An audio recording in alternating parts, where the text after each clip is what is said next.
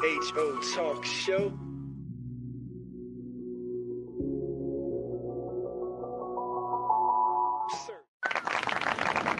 IMHO Talk Show. Sir Charles. It's Max. Yeah, we are back like we never left for the bottom of the show, top of the last hour, all that good stuff. And thank y'all for joining us. You could be anywhere in the world, but you're here with us. So tell a friend, IMHO Talk Show, online, WVAI 101 Jams on your FM dial. So, we do big things here in Charlottesville, Max. Like, what's that other thing that we say? Taking Seville to the world, bringing the world to Seville. So as I said, no matter where your family and friends are right about now, let them know that they can stream WVAI or they can get IMHO Talk Show online. That's right. Because we about to talk big business right about now. And so happy and so proud to have these folks that, if y'all watching the stream right now, you can see them in the studio with us. We are joined by none other than New Hill Development Corporation. We have on the mics now. We have Big Q in the back. Big Quentin Harrell, founding board member, is here. But we have the co-founder, CEO, Yolanda Harrell. Miss Yolanda, how are you today? Wonderful. I'm so excited to be here. Thank you for having us on. Yes, indeed. And we have the director of Beacon and New Hill Development, Mr. David Givens. Good afternoon, sir. Good afternoon, everybody. Appreciate y'all having us down. Yes, indeed. Yes, indeed. So, New Hill Development, I'm sure plenty of folks have heard the name, have seen some of the involvement that you all have been a part of and have curated. But now we're approaching the grand opening of I know is a milestone for what you all wanted to accomplish. So in a couple Saturdays, April 5th at noon is going to be the grand opening of the Beacon Kitchen. So first, congratulations. That's right. Thank you. On that. But let's sort of lead up to that, right? Like kind of what got us here, right? So maybe Miss Yolanda, maybe let the folks know. It was all a dream. Hey. Yes, that part. Yeah, let the folks know the origin story behind New Hill. Well, so essentially, when you talk about like New Hill as a whole, the origin story is there were two city council members, West Bellamy, Kathy Galvin, that brought together a group of Black business leaders and entrepreneurs to talk about the level of development that was happening in the Charlottesville area. Okay. But at that particular time, there was no Black people leading any of the development that was happening. And of course, them being on city council, they also had identified that there was 10 acres of land in the heart of the community in Star Hill that the city owned that essentially was being very underutilized. Okay. And so they had this, bright idea. Hey, what if we did something with that land that could, and it's essentially kind of help the city atone for its sins of, declaring eminent domain on Black neighborhoods, raising those neighborhoods and stifling the growth of wealth within the Black community. And so, you kind of fast forward, and that was like in 2017. And so that was before like the Summer of Hate and everything that was happening. Okay. And so, we continued to kind of look, and since most of the folks sitting around the table were entrepreneurs, we really wanted to take an entrepreneurial approach.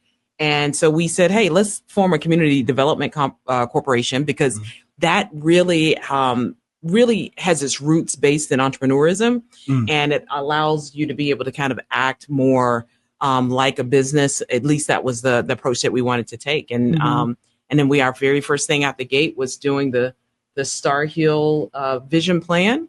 And I remember that. Yeah, exactly. So that, was incredible. But through that process of talking to the community and really hearing from entrepreneurs and from other Black leaders in the community and just the community as a whole, was that, hey, as Black people, we don't have a lot of spaces that's ours, where we can come together and collaborate and create. Now, it's not that we're not welcome in spaces, right, but those spaces weren't created with us in mind. Okay. Right. Yeah. And we need places where we can come together and be incubated and really, collaborate and really get a business going. And so that's, what Beacon was born out of. And so we'll talk about that. I'll leave to my partner, David, here to bring us up to speed on Beacon. But They looked at me like, but even before we get to Beacon, though, like, where does Mr. Givens come into play, right? Like, so you have those great accomplishments, and then at some point you needed a director because you was like, this is bigger than me now, right? Yes. Oh like, my gosh. Like, so where does Mr. Givens come into play? Leading up to Beacon. So, Beacon really, like, we got finished with the plan in 2019 for Star Hill. And then of course we had all these great ideas and plans for 2020, and then 2020 happened. Right. And so then it was like, okay, well, what are we going to do? And so this idea around a shared use commercial kitchen was actually kind of deposited into our mind, or my mind, when we were going through the process by the folks at List, because they had actually helped fund one up in the Boston area. Okay. And when we did our market analysis, what we saw was that most of the activity around startups and Black businesses was happening in the food sector. Okay. So we said, hey, if we're going to do something, let's do something where there's already activity, right? And so during the pandemic, I was doing a lot of research, and along with some interns that we had from UVA that was helping with some of that research. And we decided, let's go down this path. Let's start this.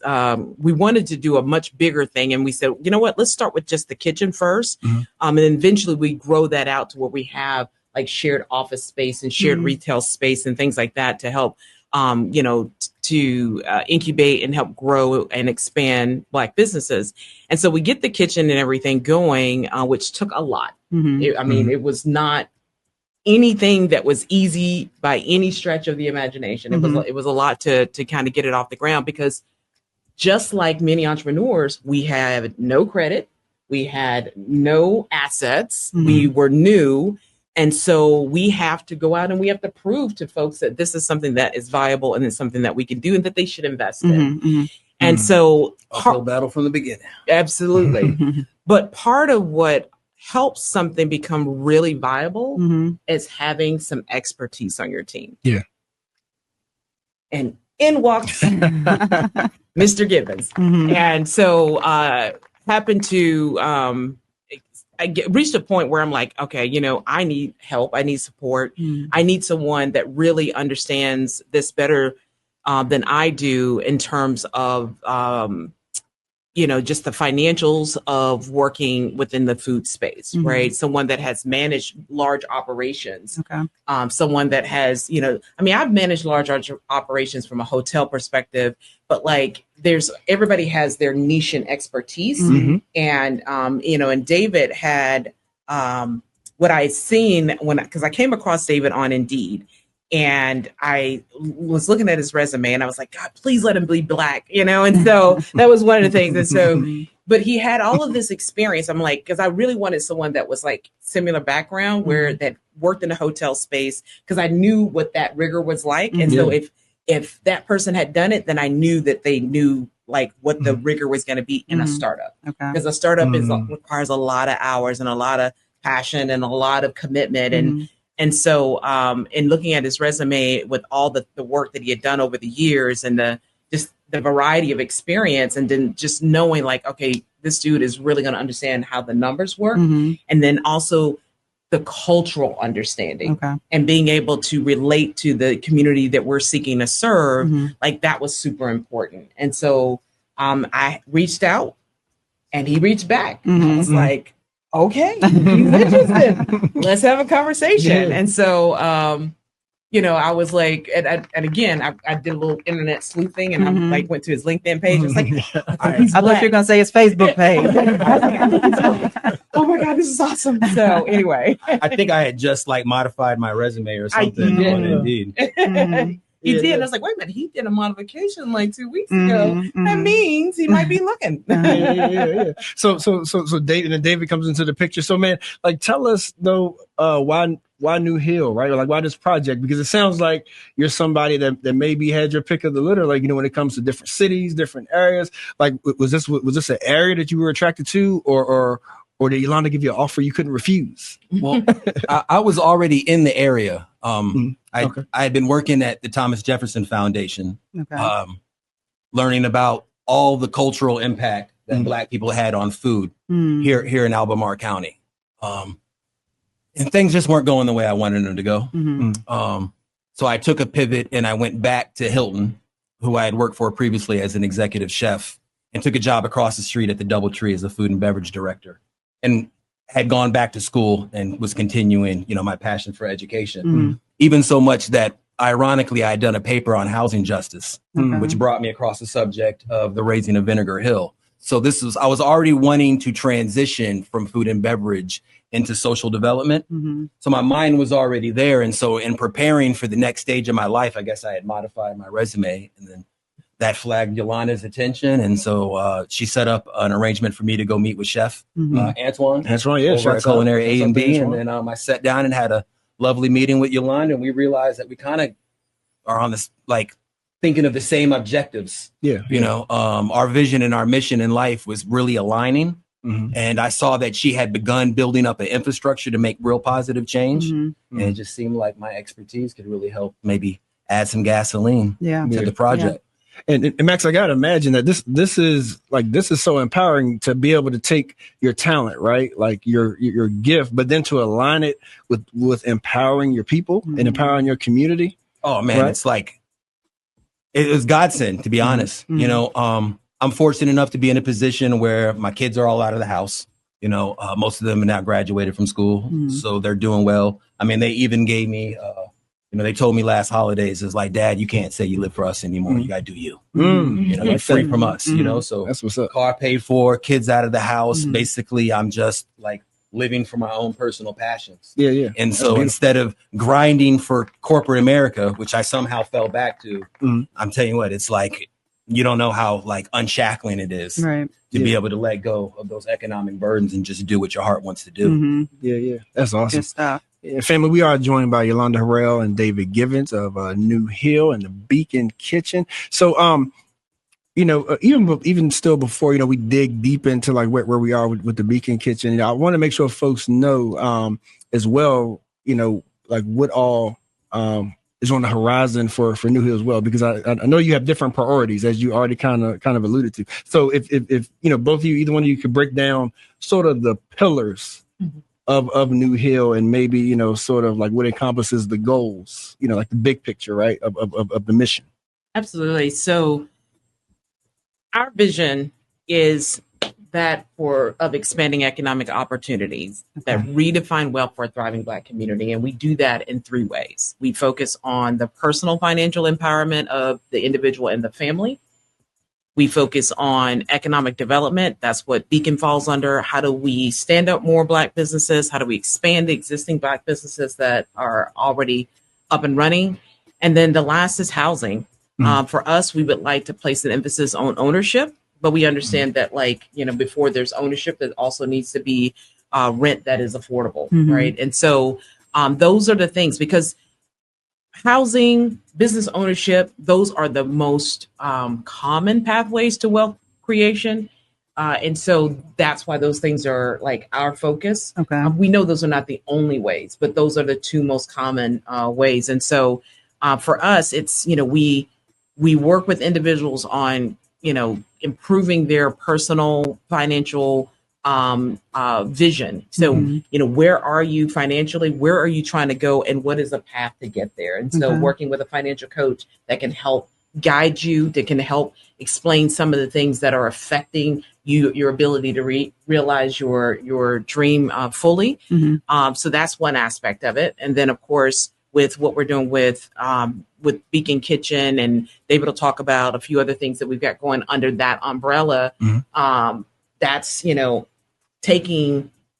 removing barriers. That's really what we're trying to do, is we're trying to increase everyone's capability, right? By removing the barriers that oftentimes just really, stop us dead in our tracks. And it's not because there's a lack of desire. There's not a lack of resilience. Sometimes the barrier is just too high, right? And so how do we, if we can pull that down some to allow folks to then do their part to get over down, the level that we've been able to bring it down to, then, we see that as that's what God has afforded us to be able to do, to be able to increase the pathways towards wealth creation, however we can do that. And of course, ultimately, we'd like to be able to take, what we create from Beacon to be able to fund some of the housing priorities that we have and creating more opportunity for folks to be able to realize that first time purchase of a home that then allows them to grow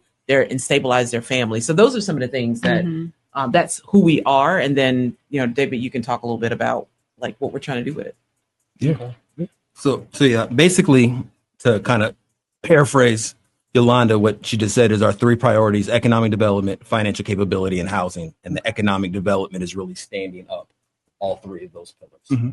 And so by really taking this amazing vision of this community kitchen and then incorporating what we've now built as this like managerial curriculum, we're just trying to not only remove the barriers, but also add a level of information and empowerment to be able to level the playing field where people can really actually compete, because opportunity is one thing, but if you don't have, say, the self-esteem and you're still suffering from the imposter syndrome, even a level field isn't really level. And so we really want to be able to give people the managerial self-esteem and confidence to fail fast enough to actually make their business work. Yeah. So, and for those listening, right, that's like just hearing this and they're thinking, wow, this is just what I need, right? Like, so what are the different inlets? Like, what are the different avenues? What does it look like to be a part of this mission? Like, whether you're a business owner or whether you may be like a sponsor, you want to be a community partner. Like, what does that aspect just to get involved look like? Well, I'm going to say, you can start off at newhill.shop. Right? Okay. Very, very, very simple way. You can go to newhill.shop, buy a t-shirt, help support the organization. There's almost always a header on that website where you can learn about something more, how you want to get involved. And if you're already there, then I invite you to go to newhilldev.org. And that's going to be extremely informative. And that's going to let you know basically about all our priorities. If you're an entrepreneur and you just want to start your business, I'm going to invite you to go to beaconkitchen.info. Okay. And from there, you'll find out about our membership tiers, which is basically what we consider our incubator program. So we have a hourly program where you can just start off pre-venture. You haven't really launched your business yet, and you can join our kitchen at an hourly rate. Okay. You're a little bit above that, you can join our kitchen at a part-time rate. And we're thinking that's about 20 hours per week. You're already rocking and rolling, you can join our kitchen at a 40-hour per rate. You're already ready to take it to scale. Well, we can give you a permanent home in our kitchen, full-time reserved, and we have a rate there. And all those rates are on beaconkitchen.info. Nice. This is awesome. One of the things that I honestly appreciate about this conversation is just how in touch the two of you are with your project and the service that you provide, that it comes through and you talking about it and it can resonate so well with those that you intend to serve. Because a lot of times there's a disconnect. If you are of a different nationality than those that you are serving, if you haven't had similar experiences as them, if you don't know how to necessarily connect to the person you're helping, and you're talking like at them instead of with them, it can lower the success rate, right? But what comes through very, very clear in this is just how in tune you are with what you're doing and how to connect with the people that you're doing it for. Abundantly clear. Just want you to know that. And I'm also, this is the first time I've really had the opportunity to listen to the two of you kind of present your project. And it really has a potential to change the scope of our community or those in low income communities here in this city. It's fully taken advantage of. That's a big, big deal. Is it everything that you, Yolanda, everything that you thought it was going to be, or is it even bigger than that?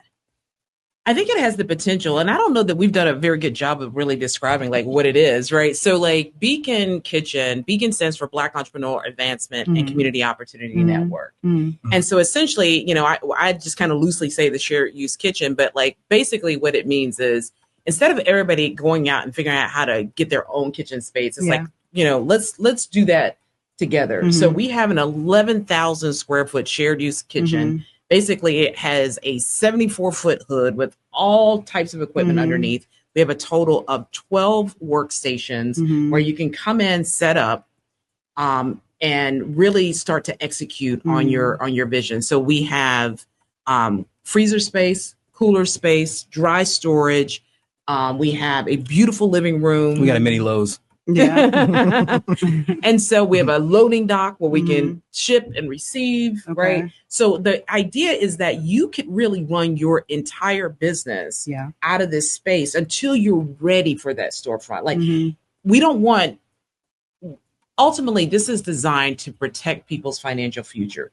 Everybody should have the right to dream and ideate and say, you know what, I'm going to try that without potentially losing all of their savings in the process. And so so that's essentially what it's designed to do. It's designed to like give you an opportunity to try it. You may need to pivot in the midst of it.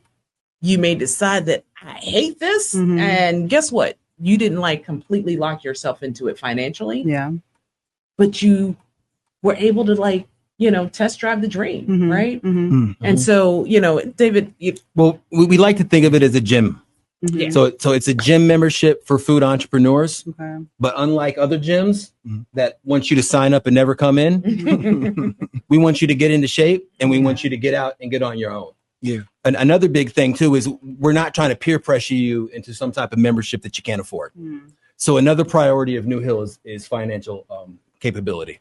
So we have a financial coach. And we're really asking all entrepreneurs that join Beacon to go see our financial coach and come up with a plan financially. And we want to make sure that Beacon is part of that financial plan. And if it's not, then it's not. But what we don't want to do is prey off of people who shouldn't be going into business. We want to find those that are passionate and have actually cleared enough of a runway for their business to actually take off. And if you think you have, and maybe you haven't, this is a safe place for you to kind of find out. Find out, yeah. That's awesome. That's awesome. So we so as we approach April 5th, grand opening, right? Y'all got butterflies, y'all. Oh, I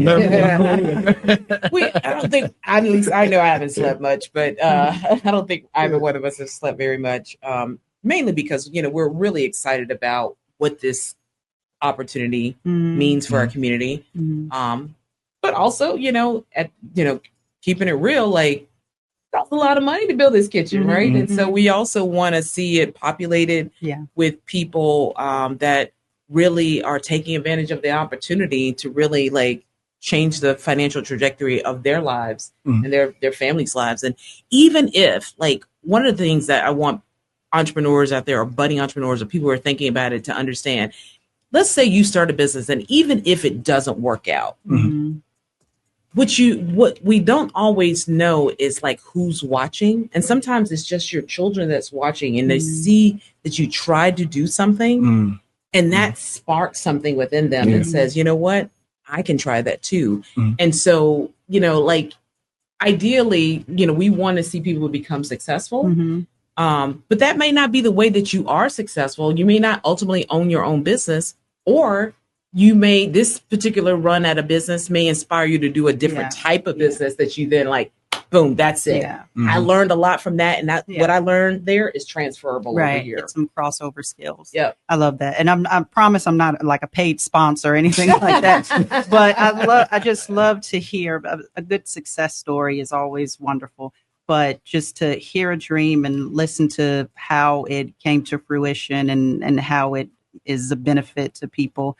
But there are a ton of people walking around who have these aspirations. If I'm honest, I guess I found myself in the same situation a time or two, who have no idea where to begin. You know, I got everything else. I mean, I got the will, I got the drive, I got the idea, but I don't know where do I begin? This is like a tangible, you know, your project is a tangible place of where to begin. And I think our community really, really needs to understand that.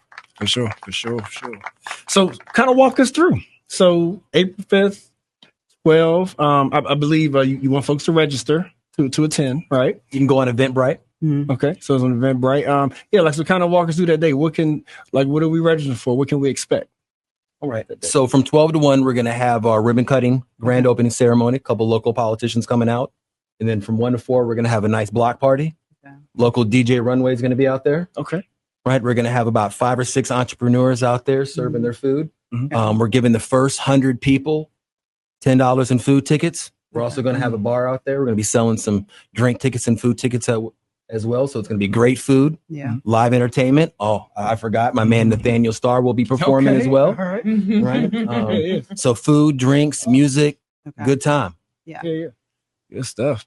That is what's up. So we are talking to David and Yolanda of New Hill Development.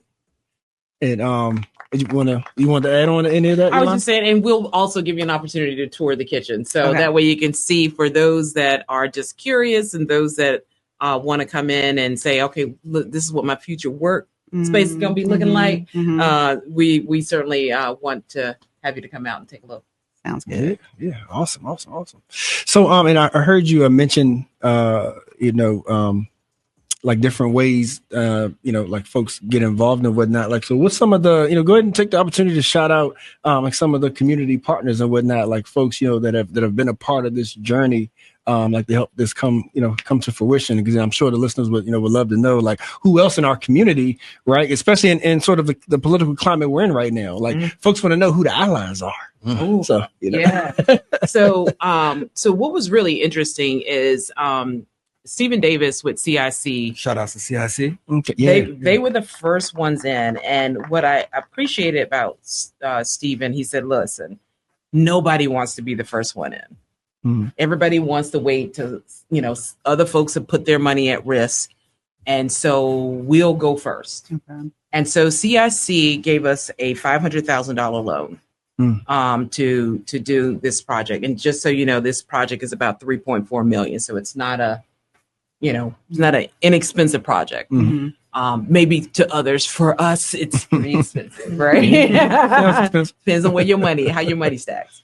And so with that, we were able to then get others to the table.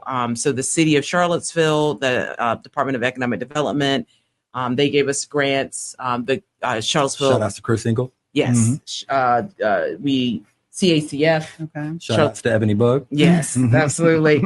They gave us a huge grant as well to support. Then we ended up getting a loan with Locus Impact Investing Group. That was how we were able to finish the project, or at least get it to a finishing point of where it is right now. We also got a grant from the Weisberg Foundation. They gave us a capacity building grant, which allowed us to be able to bring on more people. Okay. So those were like some of the major. Am I missing anybody? And oh my gosh, yeah, Ann and Jean Worrell. Thank you, Quentin. Ann and Jean Worrell was like probably the largest donors that gifted us funding to support operations and support paying down debt. And it is truly come at a very timely point because a large part of our strategy was preparing and getting ready for federal funding, right? And so we know where that is right now. It's a little iffy, right? And so, but yeah, so lots of folks, that really came through, and it took a while, right? It wasn't like overnight.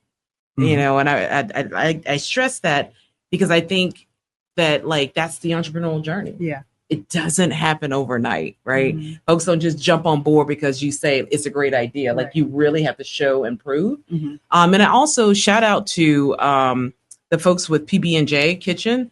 They allowed us. They put us in a position to see them in the kitchen space that they had developed out, so that we could start to pilot the program, which then gave us some information that we can then say to, some of the folks that kind of came to the party late and say, hey, this is what we've been doing for the last couple of years. It allowed us to be able to start our own earned revenue stream, which is supporting early learning centers with lunch, with Bear Early Learning, with Boys and Girls Club. And then, David, why don't you tell them about the School Bites program? So one of the channels that we have for catering within Beacon, and it's really designed to help the entrepreneurs that we incubate learn the dynamic structure of a la carte ordering. It's called School Bites. Beacon School Bites. And it's really we built this for private schools within Albemarle County that don't have kitchens within. So the parents can go on beaconschoolbites.com and they can order meals for their kids that we make from scratch and deliver daily to the private schools that we work with. Shout outs to Peabody, Mountaintop Montessori, and Charlottesville Day School. Nice. That is good stuff. Good stuff. So, if y'all wouldn't mind, like since you alluded to it, Mrs. Harrell, in this political climate, like what we're facing, and you look at the great work that that you all do, like how should we be thinking about sort of building a hedge around projects such as New Hill? Like, is there any discussion about like maybe we need to move differently or anything? Because like anything that seems to be helping any marginalized group, right? Like it seems like anything where we're trying to be equitable, right? Is sort of at threat, and people threaten to pull back funding and things of that sort. Do we feel like that Charlottesville is almost as safe as we can get, as far as to be able to keep nurturing this, this kind of thing? But I'm just curious, in this environment that we're in right now, like what are your thoughts just about that, about like this being sustainable in the face of the political climate? I would say try to prop your business up without subsidies, build a real for-profit business and your business have a competitive advantage and make sure that your revenue covers all your margins. I mean, that's the strongest way to live through any political climate is that, agree. Your cost of goods, your labor, and your business makes money, and you don't need the help, even though we all need help. So that's kind of hard to say. Right. No, I feel you. Yeah, that's spot on. Yeah, I think, for us, our goal as an organization was always to get to a place where we could have enough earned revenue that we didn't have to depend on grants, but it's a journey to get to that point, right? So you don't just jump out the gate and like, boom, we're there, because we're not there yet, right? And so we do depend on, the charitable community. We do the philanthropic community.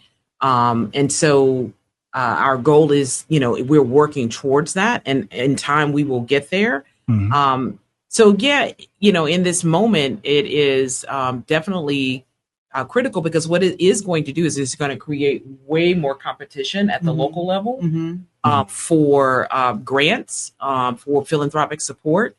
What we have experienced in the past was, especially as a grassroots organization, is that people love to support the big known names, right? They love to support the things that they can easily identify and say, I understand that, I know what that is, I know what they do. It takes a little bit more education on our part in order to help them see why should they care about us. But I do think that there are a number of folks out there that are like, we care about inclusivity in our community. We care about whether or not folks are playing on an equitable playing field. We care about Black, brown, we care about all the things. And so they want to continue to support. When it comes to the federal level, obviously that looks a little bit different right now. And that does have an impact on us. We do have grants that are federally funded that are questionable as to whether or not we actually get reimbursed those dollars. And so that's a real thing. That's a real thing we have to navigate, right? But as we move forward in the future, it also helps us to strategize. Now, granted, it's a little bit difficult right now because we don't know all this going to change, right? But at the end of the day, as David mentioned, like we have to be thinking about earned revenue and how do we make sure that we can support. But I think one of the things that we have to also think about is collaboration. Like we can't all be out here just trying to do it all on our own. Nobody got to the top doing it all by themselves. There is no such thing as they did not need help from somebody. We all do. And so the more we can collaborate on things and come together, then we can all get further faster. Right. Yeah. Because like one of my hopes, David, and I kick it to you, like through this, is that folks will remember like how powerful we are together. Because as you're empowering individuals, it's so easy for us to just say, I got mine, get yours.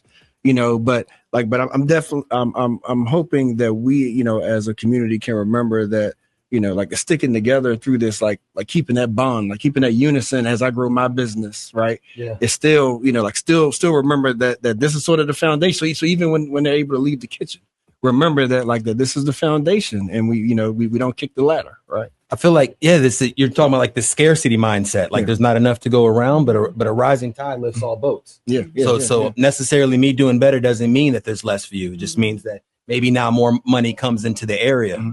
And so with more visitation, with more food destinations, more people coming in to eat restaurants, now we're all actually doing better. So I just wanted to use that as an opportunity to shout out 434 Catering, going to be at an event. Chrissy Cake's going to be at an event. Pearl Island, going to be at an event. I don't want to leave anybody out. DC Cuisines, Vegan Soul Comfort Food. Come out and support these entrepreneurs. Keeping our dollar circulating in our community is another great way. That's it. To help keep our economy growing. Yes, indeed. Yes, indeed. Yes, indeed. Thank y'all. So lastly, unless Ms. Max got something, or unless Q tell me that we forgetting something,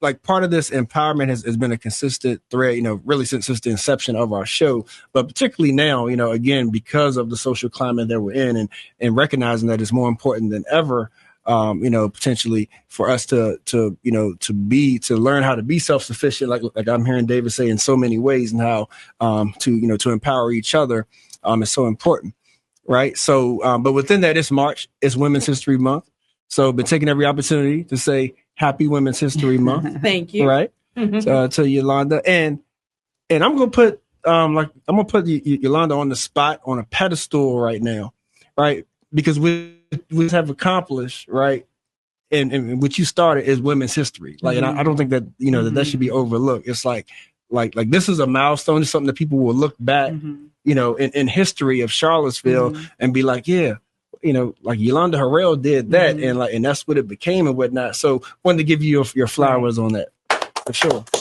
Yeah. And you guys feel free to chime in this Women's History Month, in the history that like all the women at New Hill are making alongside you guys. Definitely, because I would say a lot of days it really feels like a women-led organization. So I'm happy to add a little bit of fraternal energy. They let you talk every now and then. The only thing I would say. Come on in. The only thing I will say is that my wife is doing what God has called her to do. That's right. That's right. So that's why the challenges that makes a difference. The challenges are there, but she's navigating them with all the blessings that she's had in her life. From the people that raised her and her experiences. Yeah. Beautifully said. Yeah. Thank y'all. So, before Miss Max closes, it's David. Just let them know once again what's happening April 5th. What time? April 5th at 12 o'clock. Ribbon cutting ceremony, 221 Carlton Road. Come see DJ Runway.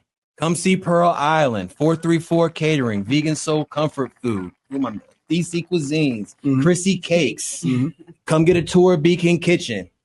Come check out Beacon Kitchen at beaconkitchen.info. Learn all about New Hill at newhilldev.org and help support us at newhill.shop. There you go. I'm impressed he knew the website off the top of his head, because most people are like, let me get back in.